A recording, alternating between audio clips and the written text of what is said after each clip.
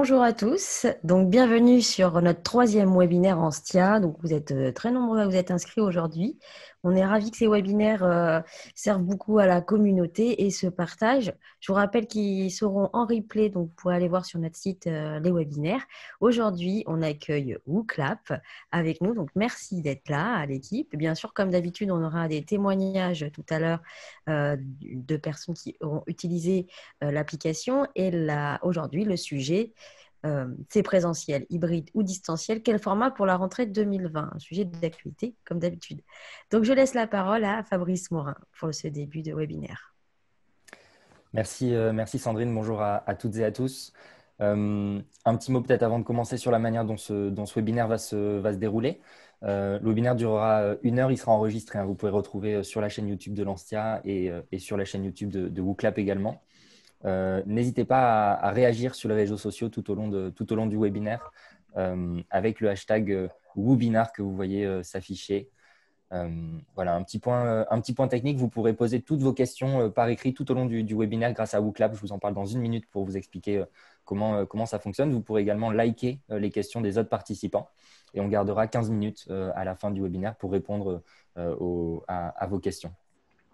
Nous sommes environ 400 participants aujourd'hui sur le webinaire. Si jamais vous êtes déconnecté ou si vous rencontrez des difficultés, hein, à nouveau, vous pourrez retrouver l'enregistrement du webinaire sur YouTube, donc pas d'inquiétude pour ça.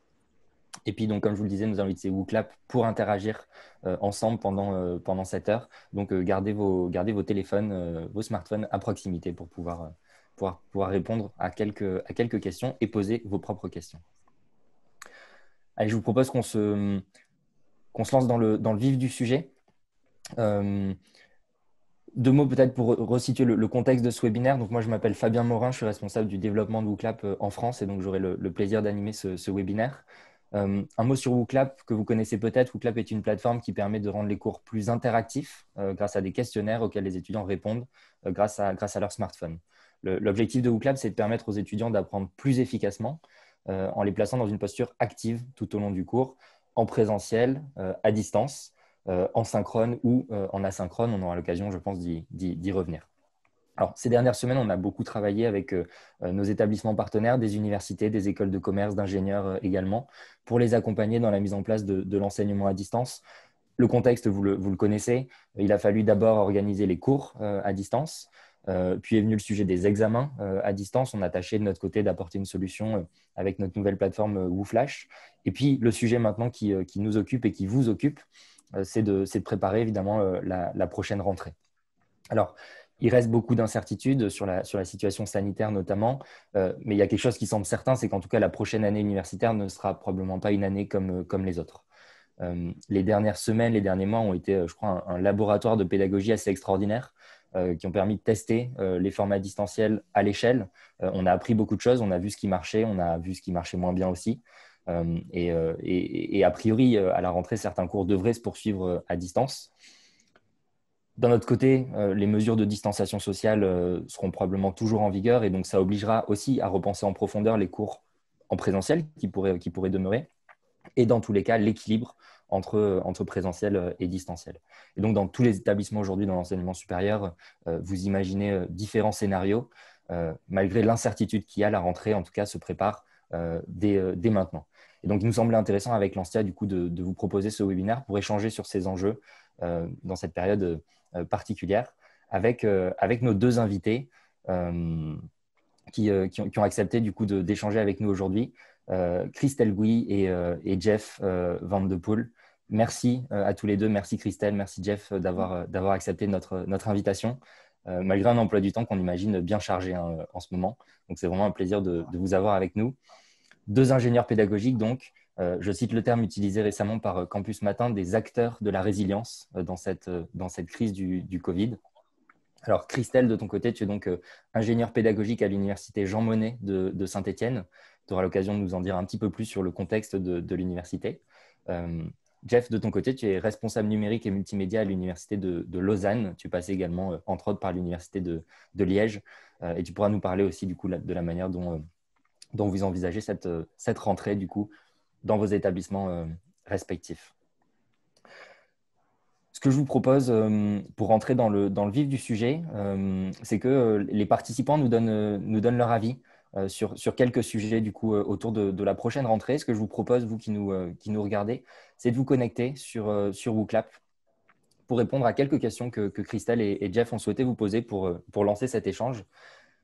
Pour vous connecter, je vous propose donc, depuis votre smartphone, votre ordinateur également, de vous connecter sur le lien qui s'affiche www.wooclap.com/wooanstia, WOOANSTIA. Et je vous laisse quelques instants pour vous connecter. Et puis, on va vous demander du coup votre avis sur la prochaine rentrée. Je vois ici en bas le nombre de participants qui arrivent. Vous êtes déjà une trentaine à vous être connectés. On va attendre quelques instants avant de lancer la première question. Ce que vous voyez pendant que vous vous connectez, vous voyez donc sur votre interface de participation, vous avez un petit icône message que vous allez pouvoir utiliser pendant toute la durée des présentations, donc pendant toute la durée du webinaire pour poser vos questions. Vous retrouvez aussi les questions des autres participants que vous pourrez liker. Donc, c'est ces questions-là qu'on reprendra du coup à la fin du webinaire pour en discuter. Vous êtes déjà une centaine à vous être connectés. Je vois qu'il y a un premier message qui est arrivé. On les lira en fin de webinaire.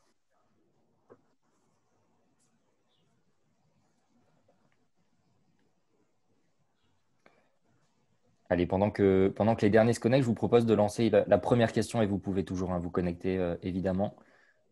Vous voyez le lien de connexion qui est toujours en haut pour ceux qui ne sont pas encore connectés. Une question pour avoir un petit peu votre avis. Comment vous préparez-vous à la rentrée dans votre établissement?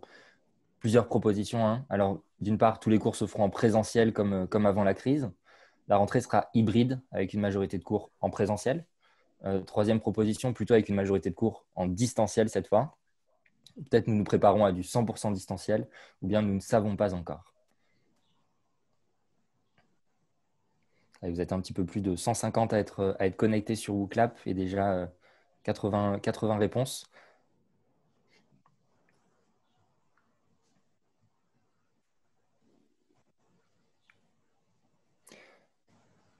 Alors, je pense que ce webinaire sera intéressant pour vous tous. Je vois qu'on a près de 40% d'entre vous qui ne savaient pas encore comment ça va se présenter. Donc, je pense que les idées que nous partageons, Christelle et Jeff, seront intéressantes à cet égard.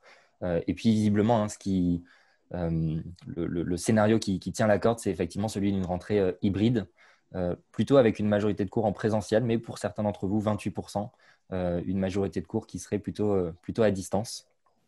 Et on a une toute petite minorité qui se projette plutôt sur des cours 100% en présentiel et puis un petit peu à distance.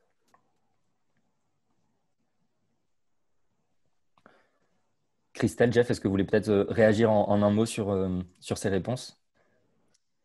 Moi, je ne suis pas surprise des résultats, puisque c'est vrai que la solution d'une pédagogie, d'un enseignement hybride peut être vraiment une solution qui peut être intéressante. Et puis, nous ne savons pas encore. Je pense que tout le monde n'est pas totalement au point encore et c'est normal. On a 2 mois encore pour y réfléchir et trouver des solutions. Jeff, c'est aussi un constat que tu partages? Oui, c'est un constat qu'on partage. En fait, tous les scénarios qui sont présentés ici sont des scénarios plausibles. Le problème, c'est qu'on ne sait pas durant tout le prochain semestre quel sera le scénario d'actualité. Donc, c'est clair que tel que les choses se présentent actuellement, on imagine que les solutions 2 et 3 sont plutôt les choses qui vont arriver.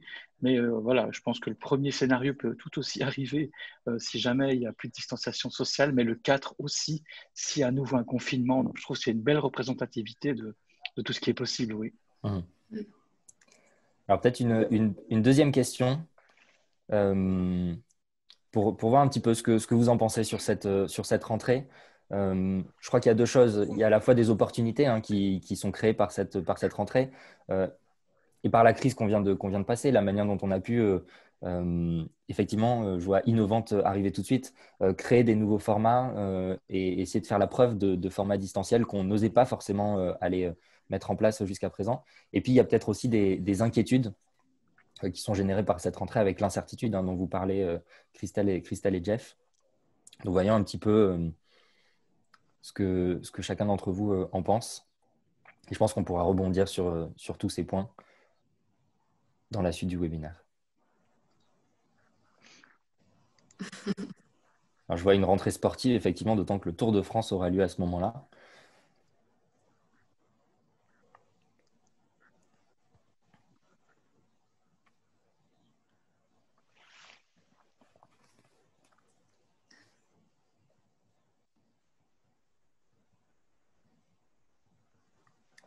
Je vous laisse un petit peu de temps pour proposer vos réponses.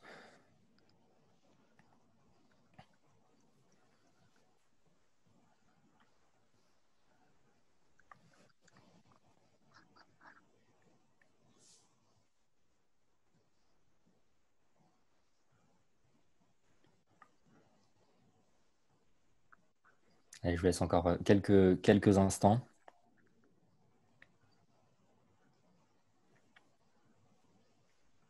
Ce qui ressort effectivement du côté des opportunités, c'est effectivement la possibilité d'innover dans les pratiques pédagogiques et dans le numérique, qui était voilà, ce que je pense beaucoup d'entre vous ont en tête.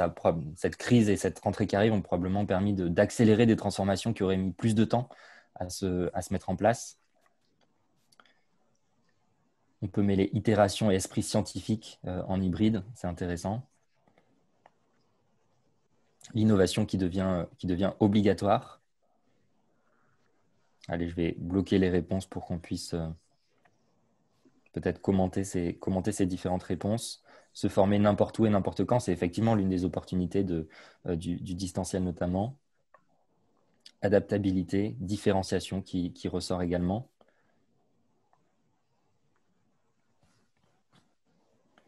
Voilà, l'innovation est quelque chose qui ressort.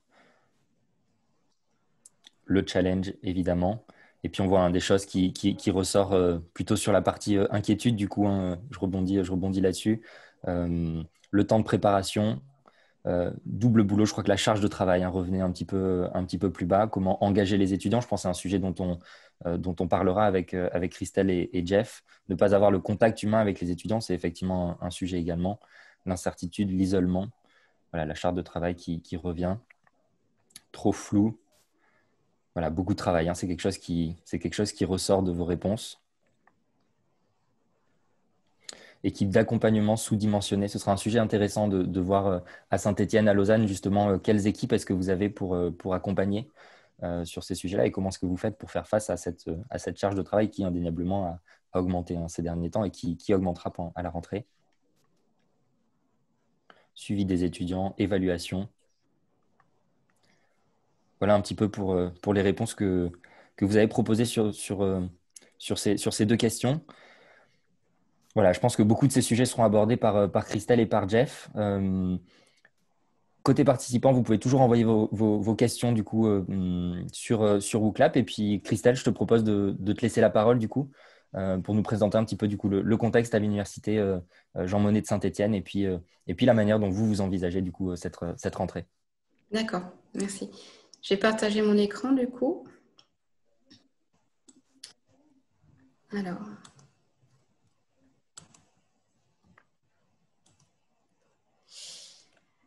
Voilà, donc je suis Christelle Gouy, donc je travaille à l'université Jean Monnet de Saint-Étienne dans le service universitaire de pédagogie.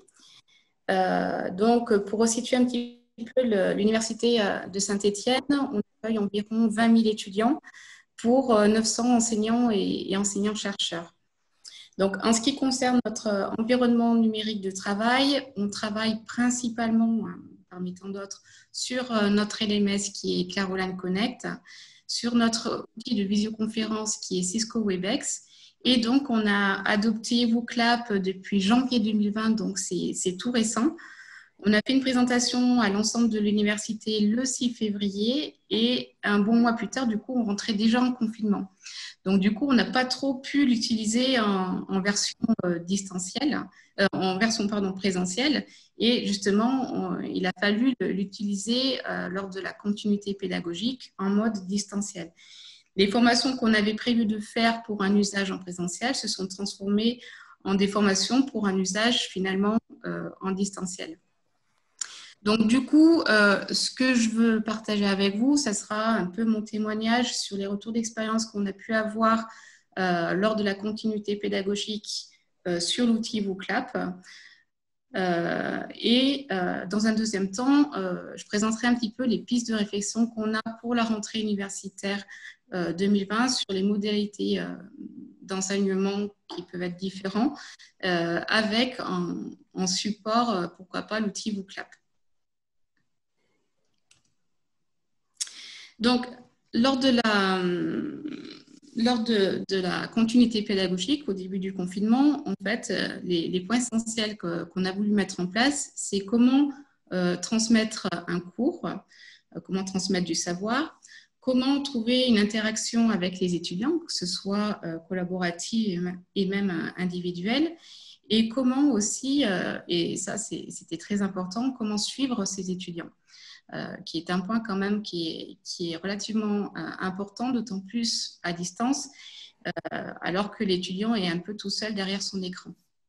Et puis, l'examen à distance, là, j'en parlerai pas forcément, alors peut-être que ça sera évoqué après, mais nous, on était en période d'essai, donc on ne pouvait pas forcément authentifier nos étudiants, donc ce n'est pas un outil qu'on a choisi pour nos examens à distance. Alors, du coup, la première étape, c'était donc la première question qui s'est posée pour nos enseignants, c'était comment transmettre un cours et comment créer de l'interaction en fait avec ses étudiants. Donc, pour diffuser son cours, le premier outil qu'on a utilisé, était forcément notre LMS. Mais on s'est aperçu que quand même, il fallait créer un peu plus d'interaction synchrone avec ses étudiants. Donc, du coup, le fait de pouvoir poser des questions interactives avec WooClap, ça a incité d'autant plus les étudiants à suivre, puisqu'ils étaient actifs et acteurs pendant le cours synchrone. Il était possible aussi de faciliter la collaboration entre les étudiants si on mettait en place, par exemple, un brainstorming comme on a fait là juste avant. Et du coup, voilà, on mettait en place une réflexion collaborative, collective. Les étudiants sont acteurs, ils sont impliqués. Et le fait qu'ils soient impliqués va permettre aussi implicitement du coup de rompre l'isolement des étudiants. Ils sont vraiment acteurs et du coup, voilà, ils se sentent un petit peu moins seuls le fait de participer. Et par conséquent, par ce biais-là, du coup, on a lutté un petit peu contre l'abandon, puisque le fait qu'ils soient concernés par le cours, qu'ils soient actifs pendant le cours, voilà, ça donne beaucoup plus de motivation. Et cette motivation qui est générée par l'action de l'étudiant peut être aussi amplifiée par WooClap avec un système de challenge qu'on peut mettre en place en mettant en exergue les 3 premiers, les 5 ou 10 premiers des personnes qui ont répondu juste aux questions qui ont été posées. Donc, du coup, ça crée un petit challenge qui peut être sympa pour inciter les étudiants à participer, même à distance, voilà, où l'abandon est très facile, en fait. Et voilà, et puis ça permet du coup de voir aussi en même temps comment le cours a été approprié. En fait, tout en participant, ils s'approprient le cours plus facilement. Après, donc ça, c'est la première étape qui est un peu l'animation, comment animer son cours de manière synchrone. Donc là, on travaillait en complément d'une visioconférence, par exemple. Mais du coup, ce qui est important aussi, et à distance d'autant plus, c'est suivre ses étudiants. Donc, c'est vrai que WooClap, on s'en est servi pour pouvoir aussi suivre d'un peu plus près nos étudiants. Donc, ça peut être une question toute simple, en fait, c'est contrôler les présences. Alors, la présence, il y a une différence entre faire acte de présence et participer à un cours. Donc là, il y a une nuance quand même qui n'est pas négligeable. Et là, le fait de poser des questions interactives, de créer des auto-évaluations, on incite et de créer aussi de la réflexion collaborative, on incite les étudiants à participer au cours et non plus faire acte de présence de loin derrière son écran. Donc là, vraiment, ils sont acteurs et avec ces indicateurs, toutes les réponses, toutes les contributions qui sont données par les étudiants, on peut avoir une trace aussi de ce qui a été évoqué en cours, de ce qui a été dit. Et avec tous ces indicateurs, on peut faire un rapport personnalisé. Et je trouve ça super intéressant de pouvoir avoir ce compte-rendu qui est propre à chacun des étudiants. Et c'est très simple pour l'enseignant parce qu'il suffit de cliquer, vraiment juste un clic. Ça envoie à tous les étudiants toutes les réponses qu'ils ont pu donner le long du cours. Donc, ça permet à l'étudiant de cibler ce qu'il doit retravailler, ce qu'il a mal compris pendant le cours. Et pour l'enseignant, ça va lui permettre de cibler les étudiants qui ont bien travaillé ou moins bien suivi et ils pourront voir la trace de l'évolution et la progression de chacun des étudiants. Et là, c'est là où ça va apporter un petit peu un côté humain qui manquerait un peu dans le distanciel. Et il pourra encourager certains étudiants en fonction de ces résultats et même féliciter. Donc là, c'est vraiment intéressant pour humaniser un petit peu et personnaliser le suivi des étudiants. D'un autre côté, ça pourra aussi permettre de créer des alertes pour voir s'il y a des décrochage, pour voir s'il y a un besoin de remédiation ou de rétroaction de son cours. Donc voilà, ça permet vraiment de suivre les étudiants pour voir si ils se sont bien appropriés le cours, pas seulement être présent en cours. Voilà un petit peu notre tour au niveau du distanciel. Donc là, pour la rentrée universitaire 2020, on ne sera pas dans le même contexte, et heureusement, parce que le total distanciel, c'est quand même assez compliqué. Donc, on a d'un côté le présentiel, d'un autre côté le distanciel, et c'est vrai que la pédagogie universitaire, ce qui est important, c'est la présence, en fait. Hein. C'est quelque chose qui est quand même fondamental, que ce soit en classe ou en amphithéâtre. Mais d'après les directives du ministère, c'est vrai qu'on va aller aussi sur du distanciel. On ne sera pas forcément en 100% présentiel. Et puis après, avec le contexte actuel, ça peut évoluer aussi assez rapidement, comme on a pu le voir en mars de cette année. Donc, entre cette dichotomie, il y a plusieurs nuances. Il existe plusieurs nuances comme l'enseignement hybride. Donc, l'enseignement hybride, c'est l'articulation entre des enseignements en présence et des enseignements à distance. Après, l'enseignant va mettre le curseur où il le souhaite finalement. Donc, ça peut être du présentiel enrichi avec du numérique, comme on pourrait le travailler par exemple en classe inversée, ou alors ça peut être des cours presque tout à distance, mais avec un point de rencontre en début et en fin de formation par exemple. Donc voilà, là, l'outil VooClap, on pourra créer des événements avec des questions interactives, autant par exemple pour le présentiel, pour essayer de faire un état diagnostic de l'appropriation du cours qu'ils ont vu à distance par exemple, ou alors à distance, continuer l'interaction des étudiants comme on a pu le voir, comme j'ai pu vous le présenter juste avant. Donc voilà, donc l'utilité de VooClap qui va être plutôt flexible, on pourra l'utiliser autant en séance présentielle qu'en séance distancielle. Après, autre possibilité, c'est l'enseignement comodal. Donc là, on a des étudiants qui vont être en présence, en amphi, et on aura des étudiants qui vont être chez eux, à distance. Et on sera sur des séances qui seront synchrones. Tout se passera au même moment, mais avec des espaces qui seront différents. Et dans ce cas-là, VooClap, justement, pourra être un lien entre ces deux espaces qui sont géographiquement séparés du coup. Par exemple, si on pose des questions interactives donc, l'étudiant qui sera en présence pourra répondre directement depuis son téléphone et celui qui sera à distance pourra également répondre chez lui sur son téléphone ou sur son ordinateur et tout le monde travaillera sur un même support et en même temps. Donc là, du coup, WooClap, comme outil numérique, pourra être un facilitateur pour faire le lien entre la présence et la distance. Après, troisième modalité qui peut être mise en place, c'est l'enseignement mixte. Alors, l'enseignement mixte, c'est un mélange entre l'enseignement hybride et l'enseignement comodal. Et là, du coup, on aura plusieurs groupes d'étudiants qui vont faire une sorte de roulement entre la présence et la distance.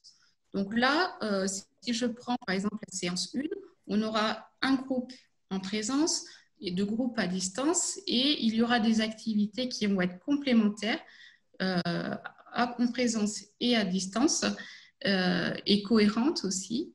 Et dans ce cas-là, WooClap va pouvoir aussi faire ce lien entre ce travail qui va s'enrichir les uns les autres, que ce soit en présence ou à distance, pour créer vraiment une séance plutôt complète. Voilà, donc en gros, moi ce que je retiens un petit peu de tout ça, c'est que je pense que le point de départ, c'est quand même des séances présentielles qu'on va venir enrichir avec du numérique. Et c'est ici qu'on pourra basculer plus facilement sur des séances distancielles qui vont venir compléter et enrichir justement le présentiel. Et l'outil WooClap, c'est un outil qui s'y prête bien par sa grande flexibilité par rapport à ça. Et son côté synchrone, voilà, c'est ça qui fait la différence avec un LMS, et son côté, bien évidemment, interactif. Voilà. Merci Christelle pour ces explications. Effectivement, on a beaucoup parlé de la partie synchrone. Peut-être qu'on aura l'occasion de discuter aussi de la partie asynchrone. Puis c'est aussi une des interrogations qui est de se dire est-ce que peut-être l'asynchrone aurait vocation à prendre plus de place, quoi. Aussi, oui. Jeff, je te propose de nous parler de la manière dont vous envisagez les choses à l'Université de Lausanne. Pas de souci, j'attends que le partage se libère et je vais pouvoir vous présenter Média. Merci beaucoup à Christelle pour votre présentation. Alors, voilà. Alors, par contre, je voulais arrêter. Je ne peux pas. Fabien peut le faire aussi. Hein. Ouais. Parce que là, je ne vois pas comment l'arrêter.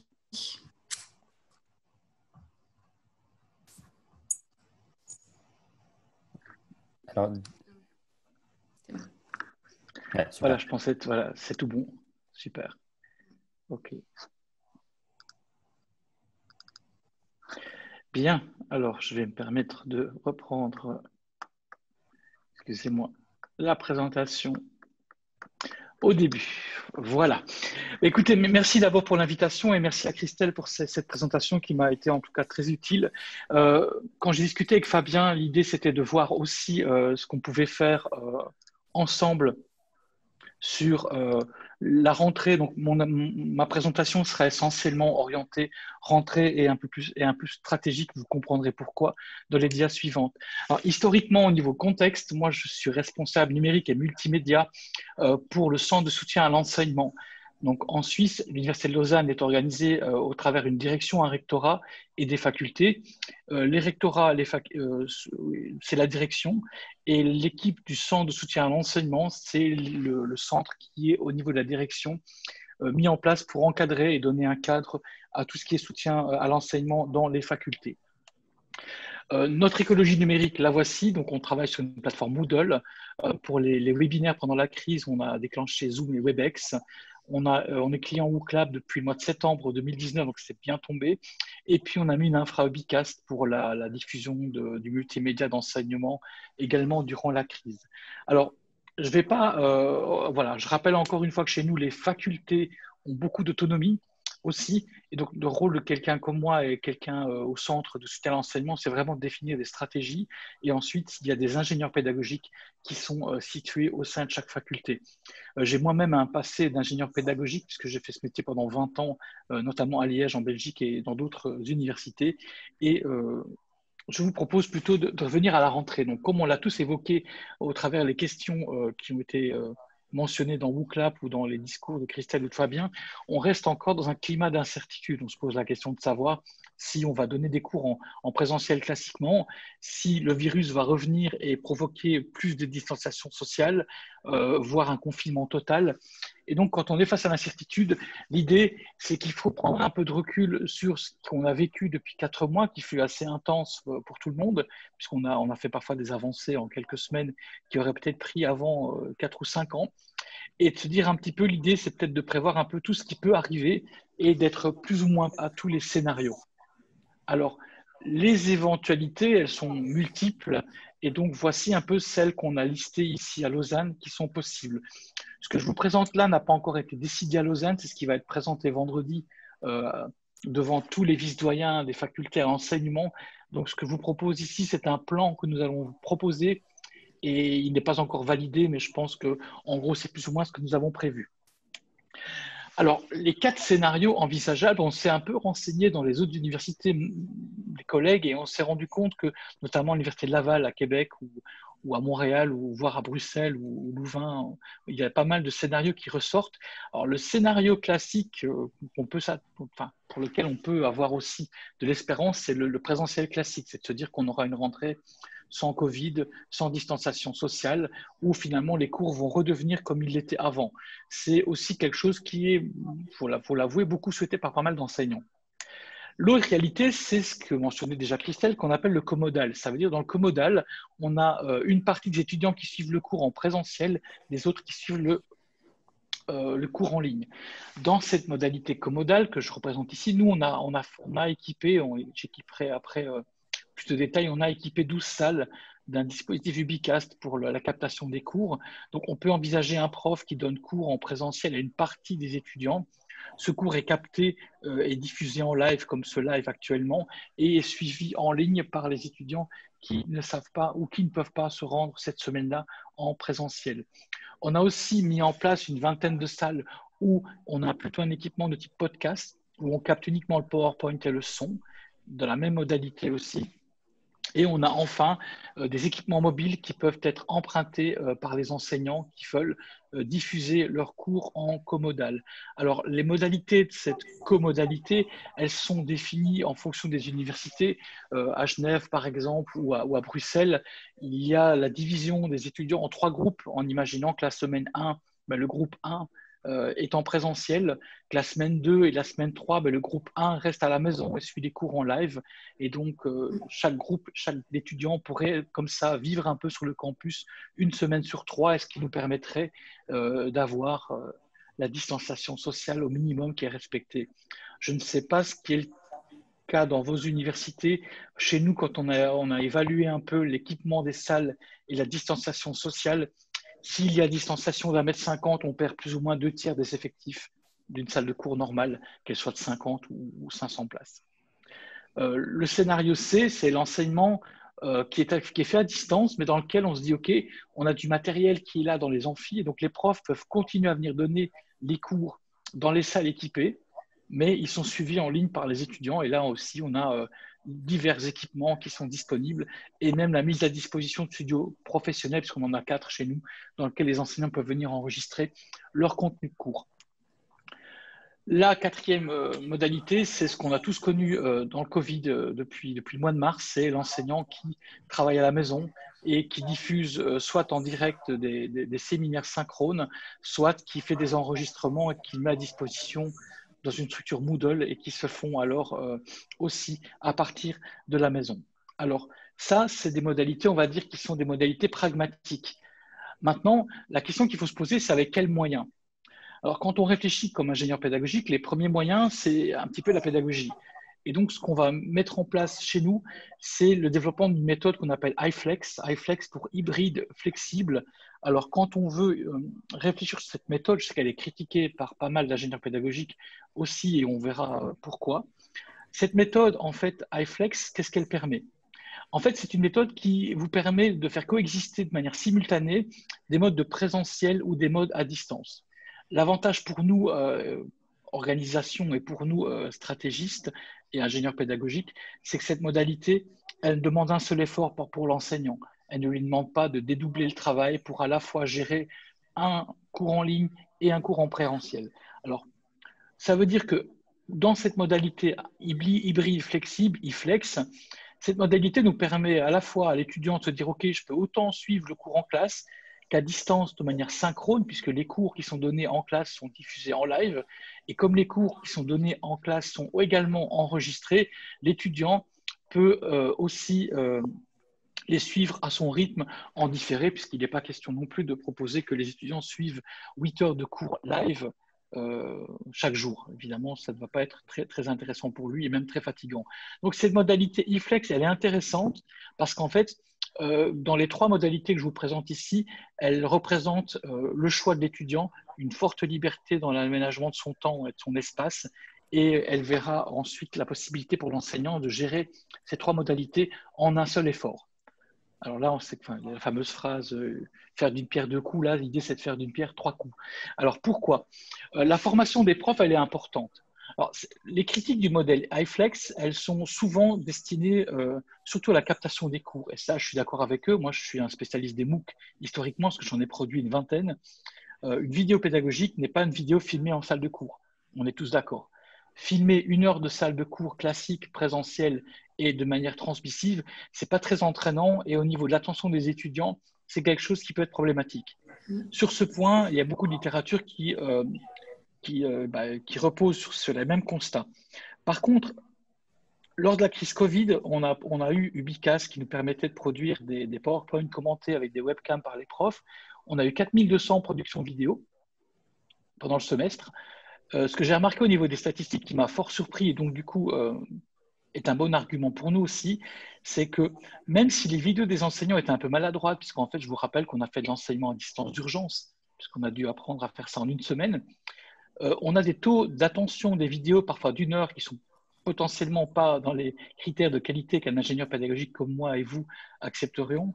En fait, il y a 70%, 70% pardon, de suivi en moyenne, ce qui est beaucoup plus haut que des taux YouTube ou de chaînes YouTube. Donc, en fait, je me dis que finalement, en situation de confinement et d'urgence, les enseignants font ce qu'ils peuvent au niveau qualité multimédia, mais nos étudiants aussi ont plus de motivation, plus de volition à rester attentifs devant ce genre de support, ce qui pour moi a été une découverte. Alors, les conseils qu'on va donner aux profs quand on va être en modalité e-flex, c'est qu'en fait, le cours présentiel qu'ils donnent, ils doivent le segmenter en modules de 12-15 minutes. Et donc, du coup, je récupère en enregistrement aussi quelque chose qui ressemble plus à quelque chose de cohérent. On va les former à travailler sur la qualité du support de présentation. Donc, le multimédia tel que je vous le présente actuellement, c'est la combinaison d'une image et d'un son, le plus souvent. Et donc, plus les dias du prof seront de qualité, plus l'enregistrement amènera aussi une production multimédia de qualité. Ce qu'on va dire aux enseignants aussi, c'est que toutes les 12-15 minutes ou une fois sur deux, soit vous faites des pauses évocatives ou soit vous utilisez WooClap lors des salles de cours. Parce qu'en fait, en mode e-flex, WooClap permet à la fois aux participants dans la salle et ceux qui sont chez eux de participer ensemble à une activité, ce qui également est une source de motivation importante pour leur travail. On va leur demander aussi de concevoir des activités en ligne pour toutes les modalités. Donc, toutes les 2-3 semaines, demander aux étudiants qui ont suivi le cours en ligne ou qui l'ont fait en présentiel de réaliser une activité en ligne sur l'espace de cours Moodle. Évidemment, structurer un espace Moodle qui est cohérent par rapport à toute l'évolution de l'apprentissage et ensuite accompagner ces étudiants en mode coprésence, puisqu'en fait, poster une petite vidéo, lancer un petit sondage via WooClap à n'importe quel moment du cours, c'est une manière aussi d'humaniser l'enseignement et de garder la motivation de nos étudiants de manière intacte. Alors, pour tout ça, ce qu'on a fait au Centre de soutien à l'enseignement, c'est qu'on a préparé 24 webinaires qui seront donnés à partir du 29 juin. Un webinaire dure 1h30. On les répétera 3 fois, ce qui veut dire qu'on aura en gros 72, donc 72 webinaires qui seront animés pour les enseignants du 29 juin au 27 septembre. Donc, on ne peut pas attendre que nos enseignants ne soient pas prêts. On a le temps de se préparer, mais alors nous, on doit aussi donner les moyens pour qu'ils soient prêts, et c'est pour ça que ces formats de webinaires sont proposés.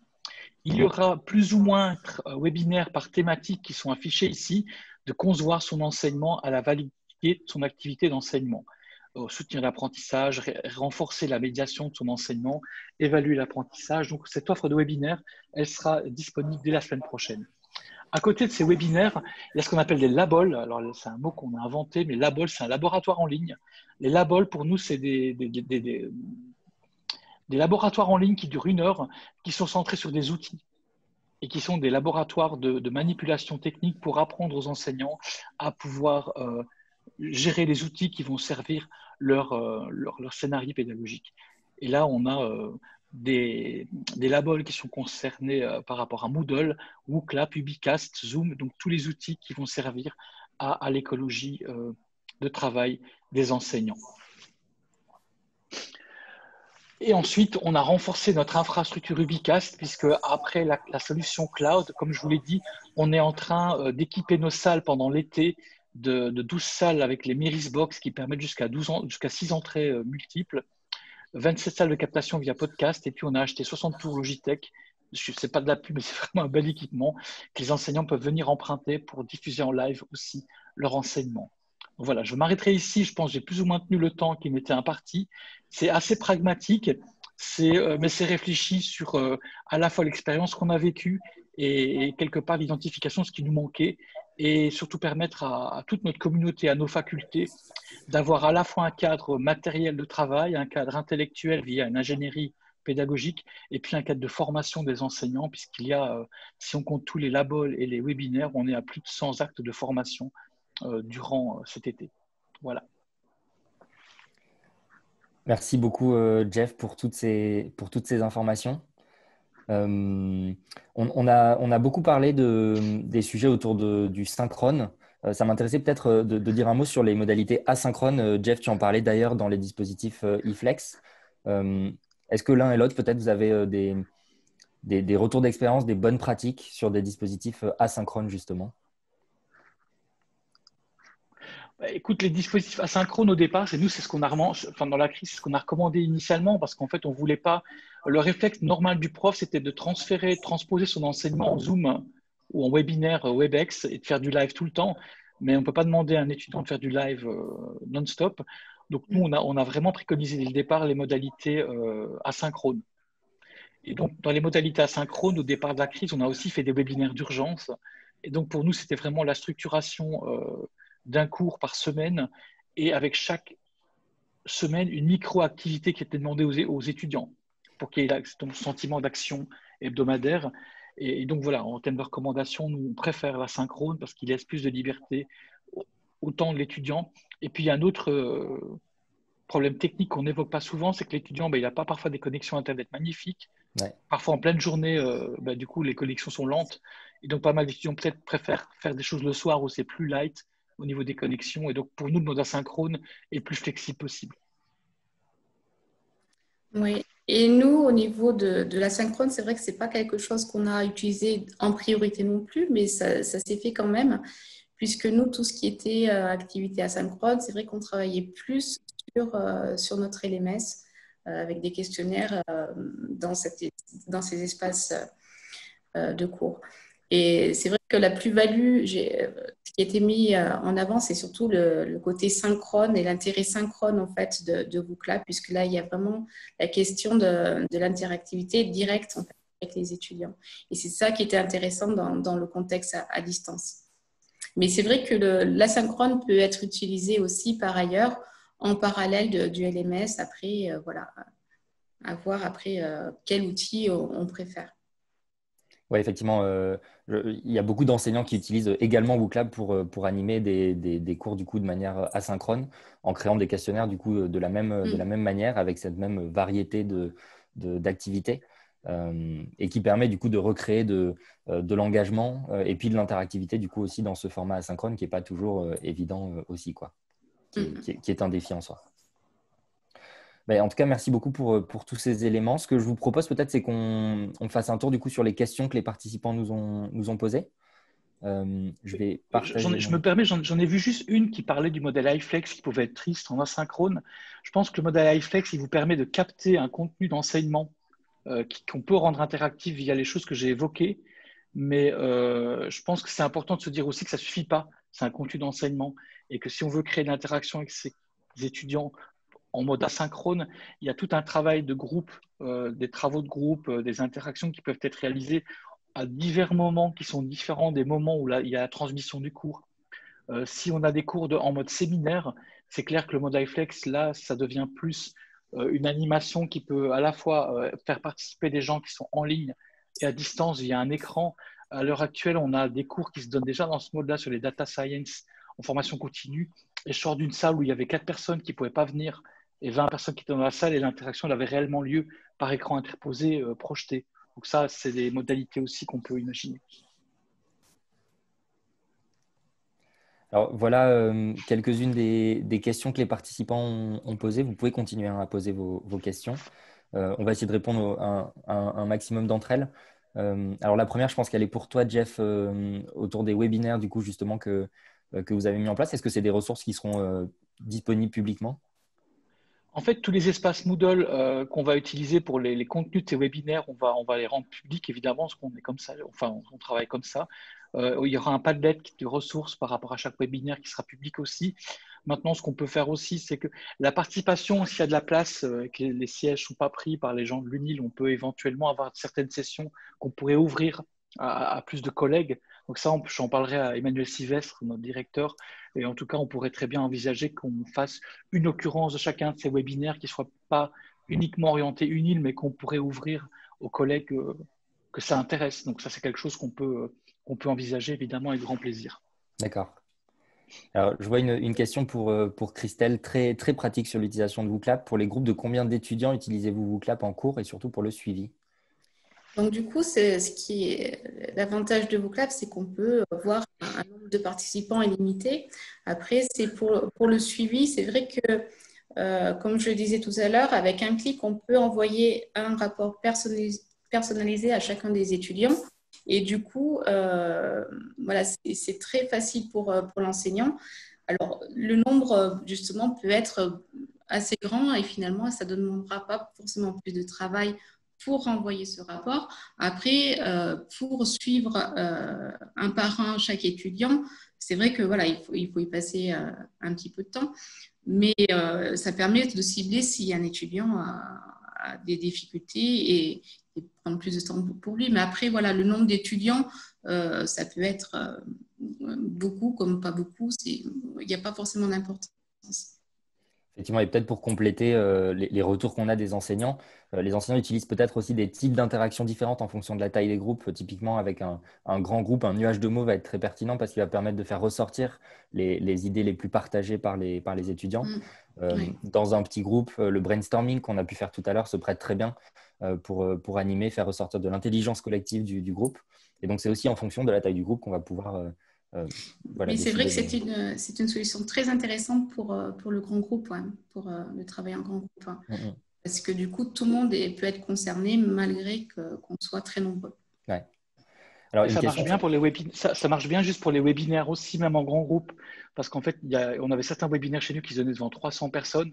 Et on a travaillé pas mal d'enseignants sur le fait de mobiliser les connaissances préalables via notamment des petits quiz ou des brainstorming. En tout cas, chez nous, c'était un très bel outil pour justement pas qu'on se retrouve avec des webinaires transmissifs qui durent 1 heure. Quoi.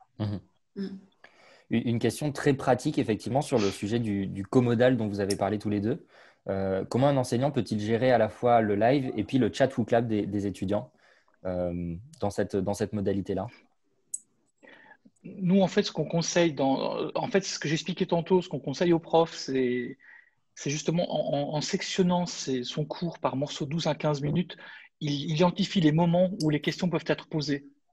Et donc, quelque part, cette segmentation-là claire d'étudiants, OK, pendant ces 12 minutes-là, je vous demande d'être attentif. Par contre, maintenant, je vous ouvre 5 à 10 minutes d'échange.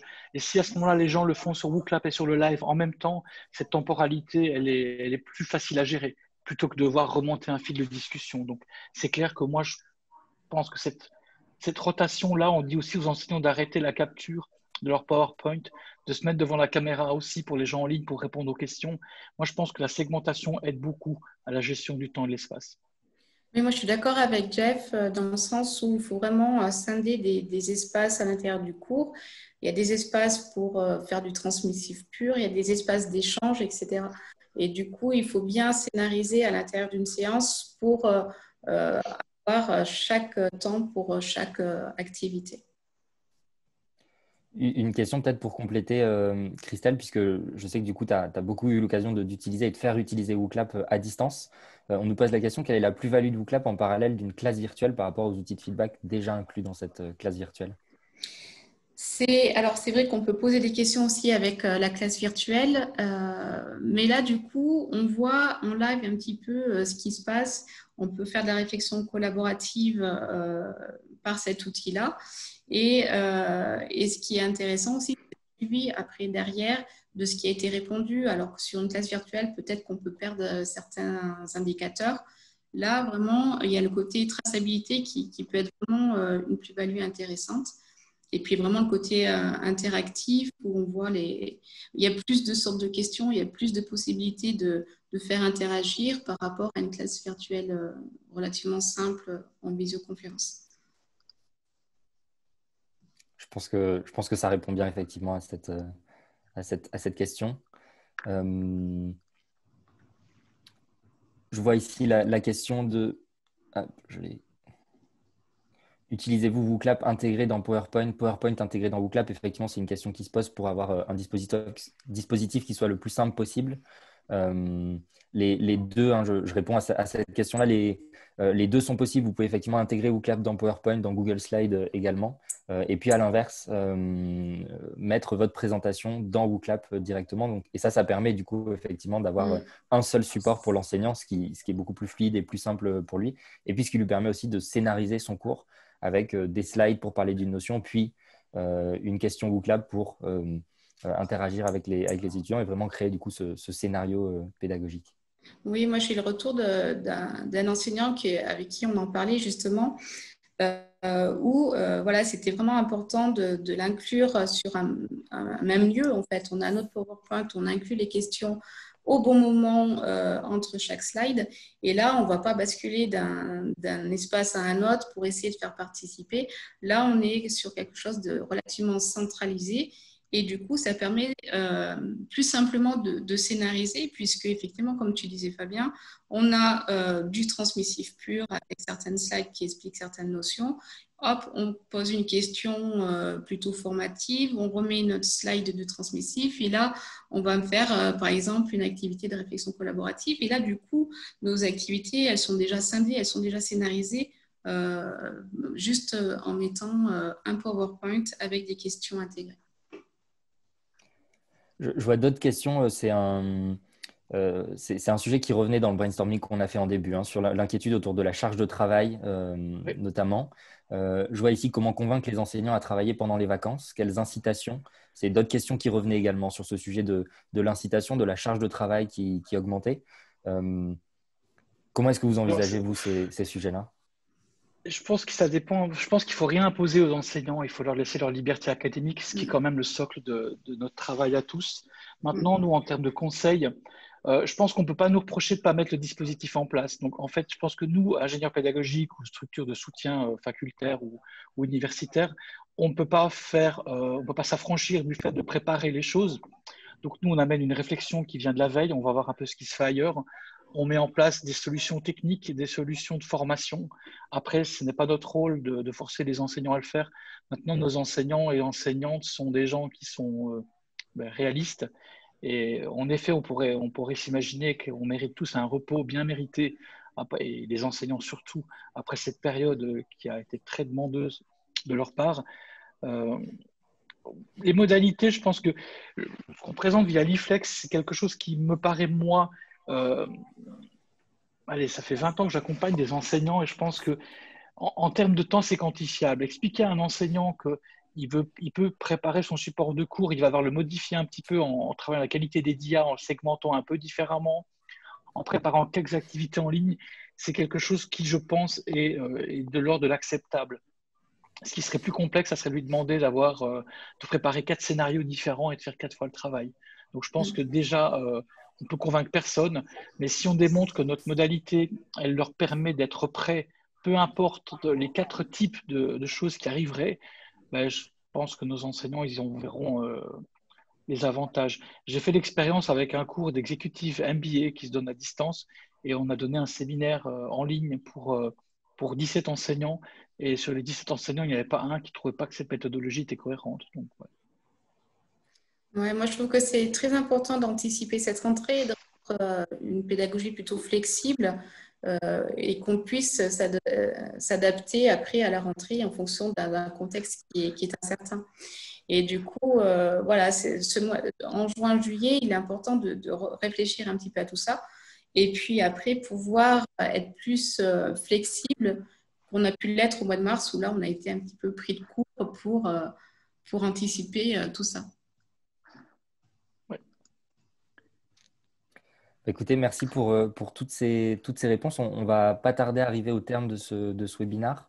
Peut-être pour compléter, je vois deux questions. Existe-t-il des formations sur l'utilisation pédagogique de WooClap? Pourriez-vous faire une formation sur le WooClap asynchrone? Deux mots là-dessus. N'hésitez pas à aller faire un tour sur la chaîne YouTube de WooClap, sur lequel vous avez beaucoup de tutoriels. Je pense justement à l'utilisation de WooClap en asynchrone. Et puis à nous contacter si vous avez des questions plus précises là-dessus. On se fera un plaisir de vous répondre, et notamment sur le sujet de l'utilisation pédagogique. Évidemment, c'est aussi notre rôle que de vous accompagner là-dessus. Une petite chose éventuellement, c'est mentionné dans le chat. C'est vrai que durant tout le Covid, avec les collègues du CSE, on a produit pas mal de guides et de tutoriels vidéo qui sont à la fois pédagogiques et techniques ou technopédas. Et donc, ils sont tous publics sur la chaîne YouTube du CSE, Centre à l'enseignement. Donc, je pense qu'on a produit 130 ressources d'accompagnement des profs, que ce soit tutoriel ou guide. Et évidemment, ils sont au Déva des Mécom, ils sont tous publics. Donc, voilà, vous les retrouverez également sur notre chaîne YouTube. Également, les formations que j'ai pu faire sur WooClap sont disponibles aussi sur le site de l'université, du service universitaire pédagogique, plus précisément sur le kit de continuité pédagogique. Moi, je pense que toutes ces ressources intéresseront beaucoup de monde parmi les participants, donc merci de les partager. Allez, pour conclure ce webinaire, je vous propose un nuage de mots de la part des participants. En un mot, qu'est-ce que vous retenez de ce webinaire? Et puis, je pense que ça fera du coup une belle conclusion.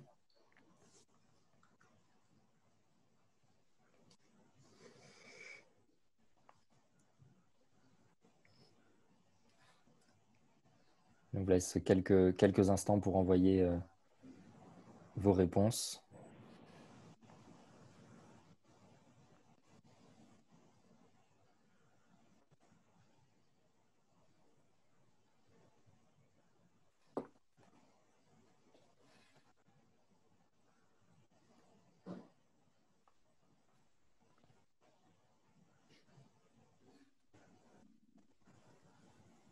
Voilà, ce nuage de mots qui est typiquement quelque chose de vraiment intéressant à utiliser avec des étudiants et dans un grand groupe en particulier. Là, on est nombreux à participer. Vous voyez un peu les idées que ça permet de faire ressortir en début de cours, après un cours pour synthétiser. C'est des manières dont les enseignants l'utilisent beaucoup.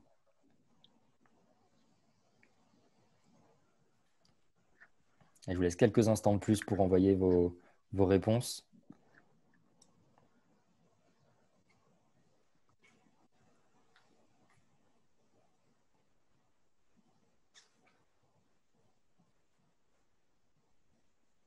Allez, on va bloquer les votes. Christelle, Jeff, est-ce que vous voulez en un mot réagir sur tout ce qui a été proposé ici? Christelle? Je laisse la parole à Jeff le temps que… Ok. Ben, non, en fait, c'est toujours très enrichissant de pouvoir discuter avec des gens qui font le même job que nous. Et donc, moi, j'ai essayé de suivre toutes les questions qui se posaient dans les colonnes de droite du live. Et franchement, c'est toujours très enrichissant. Et puis, à l'UNIL, comme partout, on est toujours là pour le partage et le partage de tout ce qu'on fait et puis la découverte de tout ce que les autres font. Et donc, voilà, vous avez nos coordonnées. Donc, moi, je suis aussi disponible pour tous les collègues qui nous ont rencontrés ici pour futures collaborations ou des échanges avec grand plaisir. Et donc, du coup, moi, je prendrai un des mots parce que j'ai essayé de regarder un petit peu tout ce qui avait été écrit. Et je retiendrai le mot anticipation où c'est important de dépoussiérer un petit peu sa pédagogie pour la rendre plus flexible et du coup pouvoir s'adapter plus facilement à la rentrée 2020, voire même pour plus tard. Donc, c'est vraiment de l'investissement pour plus tard. De mon côté, je retiendrai très intéressant. Merci et bravo. Merci en tout cas à tous les deux, Christelle et Jeff, pour vos témoignages dans ce webinaire. Merci d'avoir participé. En conclusion, peut-être, et avant de laisser la parole à Sandrine pour le mot de la fin, un mot sur le partenariat entre l'Anstia et WooClap. Donc un partenariat depuis un petit moment déjà qui vous permet du coup pour les établissements adhérents de mettre en place des projets pilotes pour tester WooClap gratuitement pendant un semestre et puis une remise commerciale également sur les licences WooClap suite à ça. Merci à tous d'avoir participé à ce webinaire. On vous enverra du coup par mail le replay du webinaire, les résultats également des quelques questions qu'on a pu vous poser. Et puis, on profite de ce webinaire aussi pour lancer un projet chez WooClap. On va publier un livret sur les bonnes pratiques à adopter pour la rentrée 2020 qui regroupera certains des éléments dont on a parlé ce matin et puis également vos contributions à tous les participants. On vous enverra le lien vers un petit questionnaire pour contribuer si ça vous intéresse. On sera ravis d'avoir vos retours, vos conseils, la manière dont vous envisagez cette rentrée, voilà, pour essayer de construire un document collaboratif qui soit utile à chacun d'entre vous. On vous partagera évidemment les résultats de tout ça par email et puis sur nos réseaux sociaux également côté WooClap. Sandrine, je te laisse le mot de la fin. Oui, merci du coup. Merci beaucoup Fabien, merci à Christelle, merci à Jeff. Donc je vais reprendre les mots parce que c'est très pratique du coup. Enrichissant, inspirant, encourageant, instructif. Et moi ce que je retiens c'est que il y a vraiment du partage aussi. Et c'est important aujourd'hui avec toutes les questions qu'on se pose, nous les professionnels, de la pédagogie, de l'audiovisuel, de partager vos ressources. Alors merci beaucoup de partager tous ces liens. Du coup, on vous retrouve pour un prochain webinaire, donc le webinaire du 30 juin, donc du mardi 30 juin à 11 h. C'est un webinaire avec Sophie Kennel, Morgane Goblo, Alexandra Delaunay de l'Université de Strasbourg. Et on va aborder la question qui est aussi importante, c'est l'accompagnement des étudiants dans la rentrée 2020, donc comment les accompagner au mieux pour leur rentrée. Donc on retrouvera ce webinaire sur la page YouTube de WooClap et sur celle d'Anstia avec l'ensemble des données. Et merci beaucoup encore à tout le monde pour ce webinaire très inspirant. Bonne journée. Au revoir. Merci. Merci. Merci, au revoir.